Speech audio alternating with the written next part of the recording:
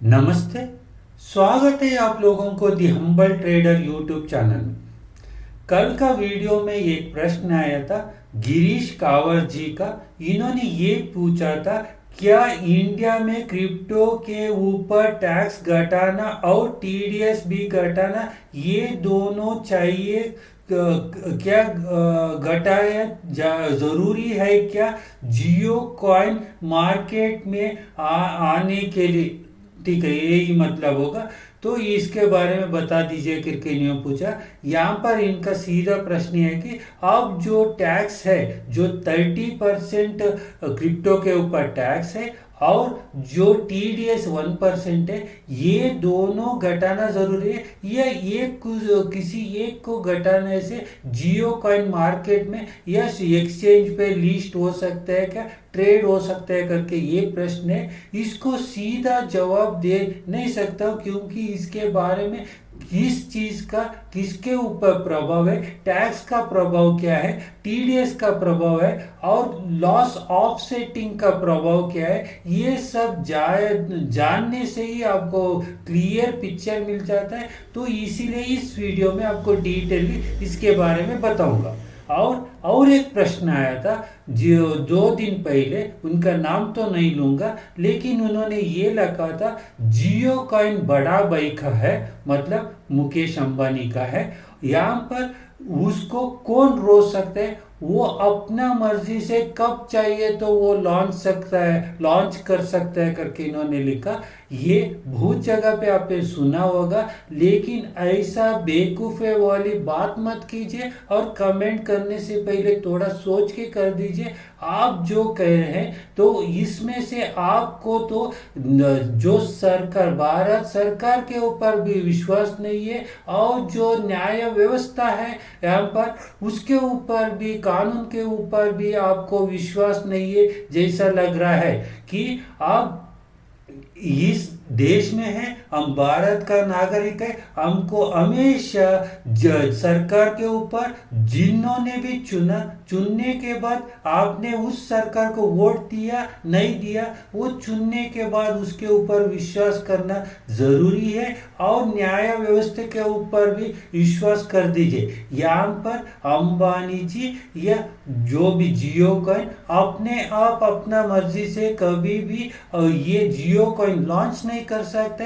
इसके बारे में आपको प्रूफ के साथ यहाँ पर बताता हूँ। इसके बाद में आपको किसी ने भी ऐसे बात कहा या आप खुद कहीं से सुन के आके बोल रहे हैं तो आप उनको भी यही जवाब दीजिए। ठीक है, यहाँ पर मैं शुरू करता हूँ। यहाँ पर जो 2018 या उससे पहले 17-18 में जो पॉलीगन भी यहाँ पर काम कर रहा था और पॉलीगन शुरू हुआ उसका प्रोजेक्ट इंडिया से। इसके साथ में जो ट्रू आईएनआर, जो स्टेबल कॉइन, उसने भी प्रोजेक्ट बना के तैयार रखा था और जो कॉइन बेस है, बाइनेंस है, ये सब एक्सचेंजेस यहाँ पर ऑपरेट करने के लिए तैयार थे और ऑपरेट भी कर रहे थे। लेकिन वहाँ पर उनको इस चीज़ का रुकावट था कि एएनआर बेस स्टेबल कॉइन यहाँ पर नहीं था और वो लॉन्च होने के साथ साथ भी पूरा होने का कगार पे था। उसी समय पर जो जियो कॉइन भी, उसी जो इकोसिस्टम डेवलप हो रहा था क्रिप्टो करेंसी का, ब्लॉकचेन का, और उस समय पर जियो कॉइन भी अपना प्रोजेक्ट लेके तैयार था। तो ये 2017 और 18 का बात हो रहा है। उसी समय पर 2018 में आरबीआई ने यहाँ पर क्रिप्टो करेंसी के ऊपर बैन लगा दिया। बैंकिंग से जो भी ट्रांजैक्शन करना है उसमें बैन लगा दिया। ये आप लोगों को जानकारी रहना चाहिए। काम पर जियो कॉइन को किसने रोका? इंडिया में जो भी आरबीआई ने जो बैन डाला था 2018, वहां से पहला रुकावट आ गया। तब जो पॉलीगन था उसने ऑलरेडी ब्लॉकचेन बना था, वो रोक भी नहीं सकता था।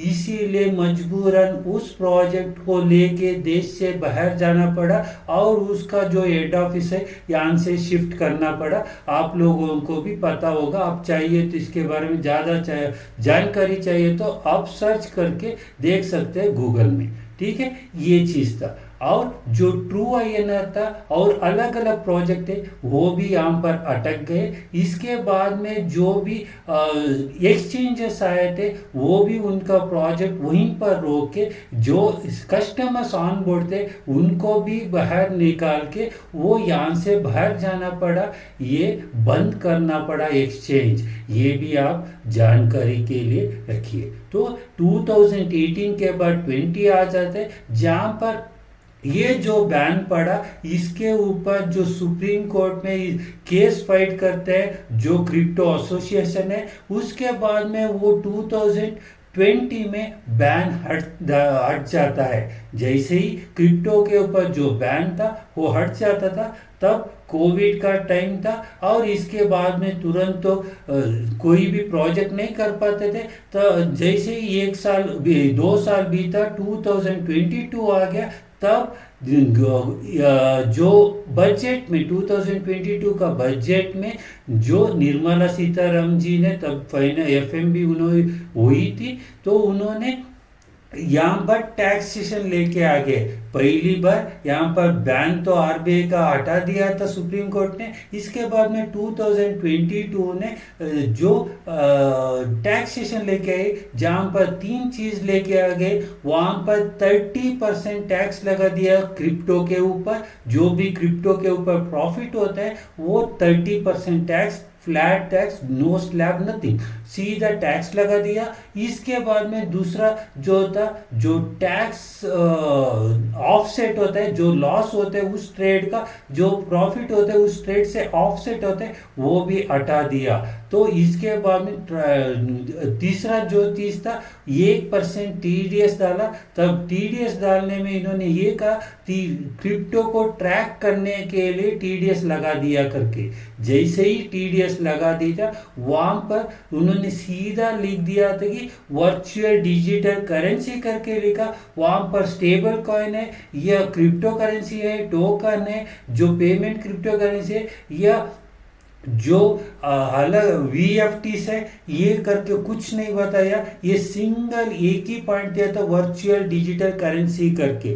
तब बहुत मुश्किल हो गया स्टेबल कॉइन के लिए, क्योंकि स्टेबल कॉइन जो ये ट्रांजैक्शन के लिए चार्ज करते हैं वो मुश्किल से 0.1 या 0.2% चार्ज करते हैं। लेकिन उसके ऊपर एंट्री में 1%, एग्जिट में 1% बोले तो वहां पर वो सस्टेन ही नहीं कर पाता है। तो अब ये और एक एग्जांपल के साथ बताता हूँ। आप यदि क्रिप्टो में ट्रेड करते हैं तो अभी डेल्टा एक्सचेंज में कहीं भी आप फ्यूचर एंड ऑप्शन कर रहे हैं तो वहां पर 100x या 200x तक आपको मार्जिन मिलता है। और बाहर का एक्सचेंज में भी जो भी ऑफशोर एक्सचेंजेस है वहां पर भी 100x से 500x तक आपको मार्जिन मिलता है। तो अब देख लीजिए, 100x मार्जिन करके उदाहरण के लिए लिया तो आपके पास 1 रुपए है तो आप 100 रुपए का माल खरीद सकते हैं। तो यहाँ पर यदि आप 1 रुपए दे के 100 रुपए का ट्रेड कर रहे हैं तो यहाँ पर आप सिर्फ 1% पैसे से 100 रुपए का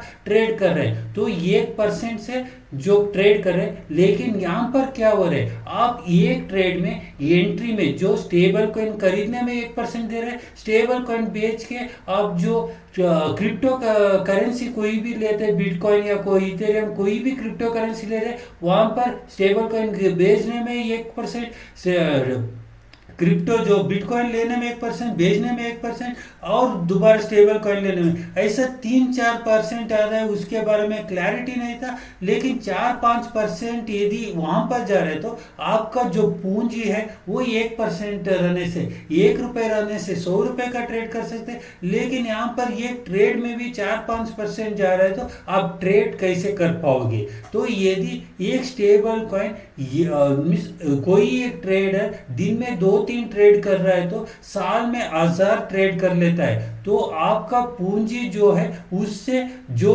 1000 गुना हो जाता है, या पूरा कैश लेके आप ट्रेड कर रहे हैं करके मान लीजिए, तभी भी 1000% हो गए, या 1000 ट्रेड में 2000 ट्रांजैक्शन हो गए, मिस एंट्री एग्जिट चार्जेस पूरा लगा दे तो 2000-3000% आपको यहाँ पर टैक्स देना पड़ेगा, टीडीएस देना पड़ेगा। टीडीएस तो आप बाद में क्लेम कर सकते हैं, लेकिन तब तक आपके पास पूंजी रहना चाहिए था। आपका जो पूंजी है उसका 10 गुना 20 गुना आपको टीडीएस ही कट गया, तो आप कैसे ट्रेड कर पाएंगे, आप कैसे सस्टेन कर पाएंगे। इसी वजह से स्टेबल कॉइन भी लॉन्च नहीं कर पाया, क्योंकि इससे ऑपरेशन ही नहीं कर पाएंगे। वो जब सिर्फ आप ट्रेड ही नहीं है, एक्सचेंज पर ट्रेड नहीं कर सकते, सिर्फ इन्वेस्टमेंट करना है, तो आपको वहां पर लिक्विडिटी का समस्या आएगा, क्योंकि सिर्फ ट्रेडिंग से ही लिक्विडिटी जनरेट होता है। वहां पर ट्रेडिंग ही नहीं है, सिर्फ इन्वेस्टमेंट करके वो, तो वहां पर लिक्विडिटी नहीं रहता है, तो यहाँ पर बायर और सेलर दूर दूर बैठ जाएंगे। तो ये सब समस्या के वजह से वहां पर एक्सचेंज ऑपरेट ही नहीं कर पा सका। तो इसीलिए जो बड़े एक्सचेंजेस जो आए थे, जैसा बाइनेंस, कॉइन बेस, ये सब देश से बाहर उनका ऑपरेशन रोक के ये बाहर गए थे। उन्होंने ऑपरेशन पूरा शट डाउन किया था। किस वजह से? ये टीडीएस के वजह से, टैक्सेशन के वजह से, और जो रूल्स था इसी वजह से। तो इसके बाद में जो एक्सचेंज ही नहीं है, ऑपरेशनल ही नहीं है, जियो कॉइन कहां पर लॉन्च होगा? जो व्यवस्था ही नहीं है, उस जहां पर व्यवस्था नहीं है वहां पर जाके कैसे लॉन्च हो सकते हैं, लिस्टिंग कर सकते हैं, ये तो थोड़ा सोच लीजिए। इसके बाद में जो जियो कॉइन है, रूपी में ट्रेड कर रहे हैं, तो रूपी में ट्रेड करना है तो कैश में तो ट्रेड नहीं कर सकते, उसके लिए स्टेबल कॉइन जरूरी है। जो INR बैकेट स्टेबल कॉइन चाहिए, तो INR स्टेबल कॉइन ही नहीं है, तो जियो कॉइन या अंबानी अपना मर्जी से काम पर लॉन्च करेगा। एक्सचेंज नहीं है, स्टेबल कॉइन नहीं है, तो वहां पर पूरा जो जरूरी चीजें है वो आने के पहले वो वहां पर लिस्टिंग नहीं हो सकते। तो यहाँ पर जो कानून है, कानून ने ही, जो टैक्स सिस्टम है उसने ही जियो को रोक के रखा था। तो अब तो क्लियर हो गया। इसके बाद में जो भी सरकार के साथ मीटिंग होता था क्रिप्टो का, सिर्फ अंबानी का नहीं, क्रिप्टो कम्युनिटी का, अलग अलग चीजों पर, ब्लॉकचेन डेवलपर्स का, ऐसे बहुत संस्था है जो उनका साथ जो मीटिंग हुआ, तो वहां पर जो गवर्नमेंट के साथ या गवर्नमेंट का ऑर्गेनाइजेशन जो ब्लॉकचेन के लिए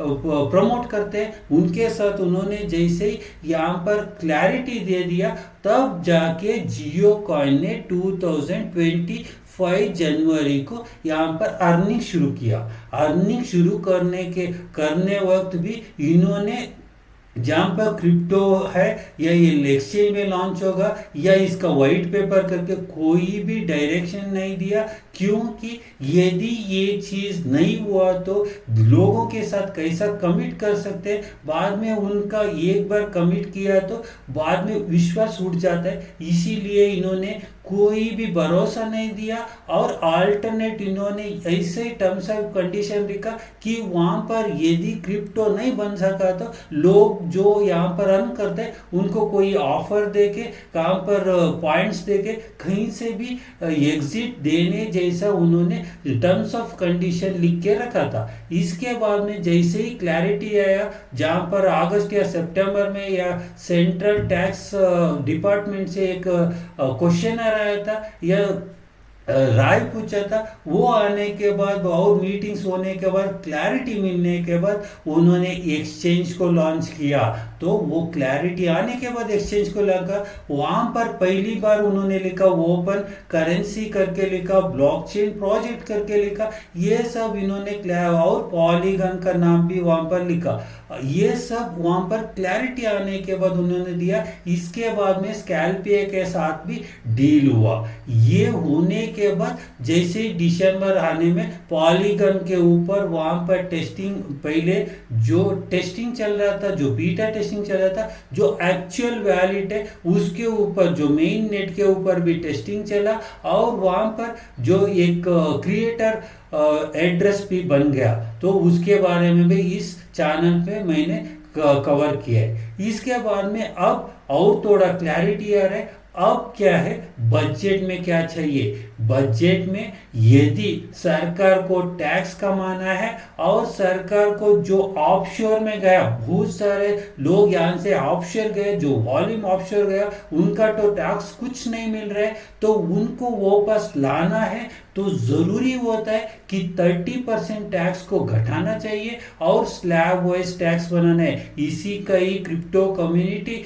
जो डिमांड रखा है। दूसरा डिमांड जो टीडीएस है उसको पूरा निकाल देना है या 0.01% करना है, तब जाके जो स्टेबल कॉइन लॉन्च हो सकता है। यदि स्टेबल कॉइन लॉन्च होने का जो ये सिचुएशन आता है तो सर्कमस्टेंसेस मिलता है, तब जाके एक्सचेंज भी लॉन्च होगा। तो ये एक्सचेंज भी आपको पिछले एक वीडियो में, शॉर्ट वीडियो में बताया था।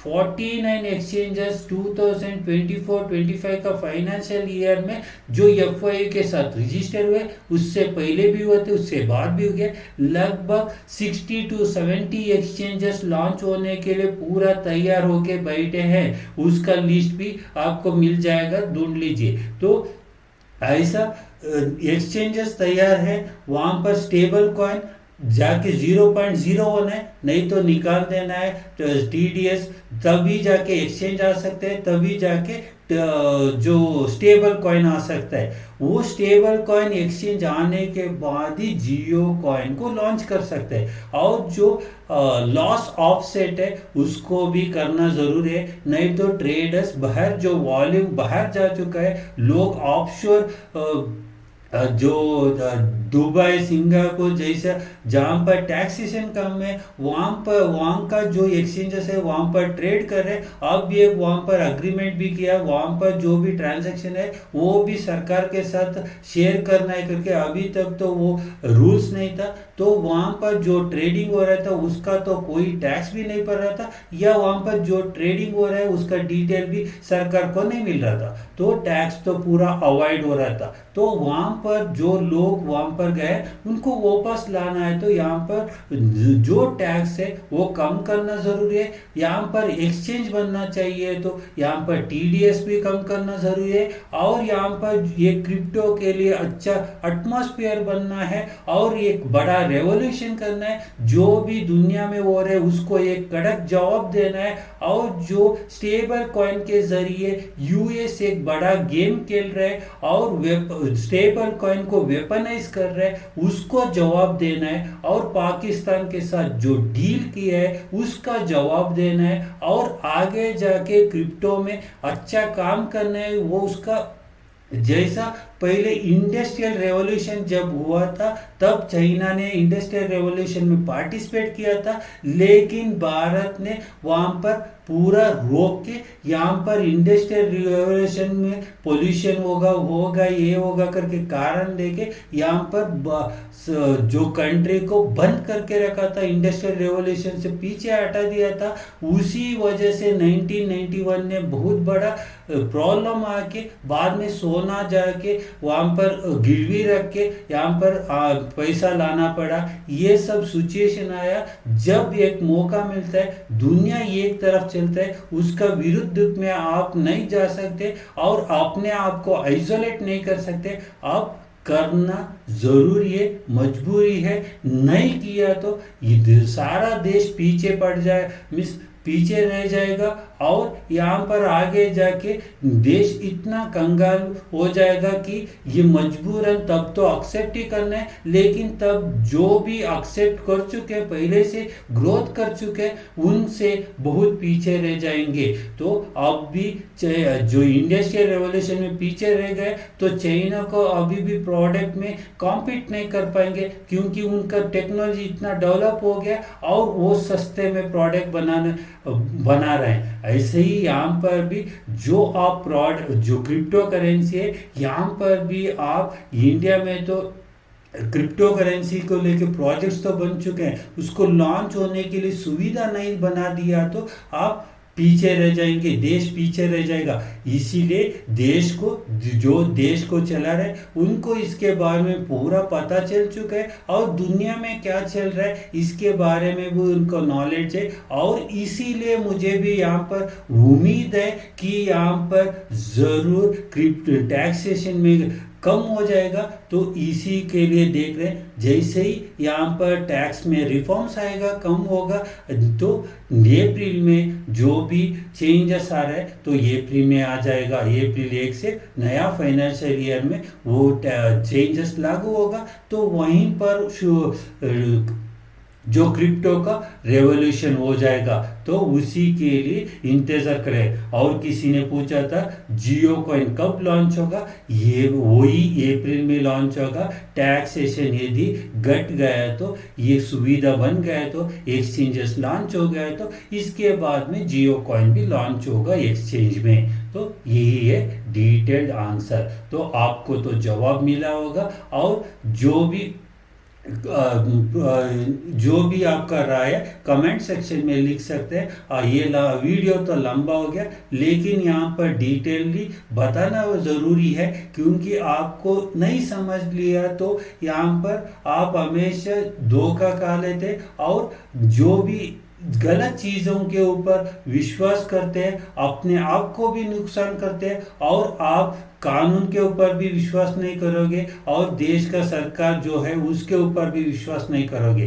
इसीलिए यहाँ पर जानना ज़रूरी है अंबानी को किसने रोका है, ये तो आपको पता चल गया, और किसके लिए इंतज़ार कर रहे हैं ये भी आपको पता चल गया। तो ये आखिर तक देखने के लिए धन्यवाद, नमस्ते। इस चैनल को सब्सक्राइब कर दीजिए और लाइक और कमेंट कर दीजिए। धन्यवाद।